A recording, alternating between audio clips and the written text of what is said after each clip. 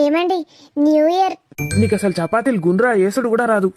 వంకర టింకర ఇష్టం ఉన్నట్టు చేస్తావు. అమ్మని, ఈడ న్యూ ఇయర్ కి పైసలు అడుగుతా అని ముందే కొట్లాట పెట్టుకుంటాడు. చెప్తావురాని సంగతి. చపాతీలు మనం ఎట్లా ఉంచుకొనే తింటాం కదండి. గుండ్రా వేస్తే ఏమైతుంది, వంకర టింకర వేస్తే ఏమైతుంది? ఒక్కసారన్న దోశ సక్కగా వేసినవా అని ఎప్పుడు చూడు గీకి గీకి ముక్కలు ముక్కలు వారెత్తది ప్లేట్ల.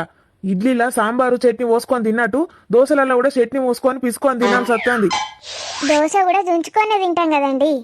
మీకు ఇంకా మంచిదే, ముక్కలు ముక్కలు ఉంటే మంచిగా ఉంచుకోవడం కూడా అవసరం లేదు. ఆఫీస్కి లేట్ కాకుండా తొందర తొందర తినేయచ్చు. ఏమండి, మన కాలనీలోని ఆడవాళ్ళందరం కలిసి పార్టీ చేసుకుంటున్నాం న్యూ ఇయర్ కి. ఒక 3000 ఇయ్యవా?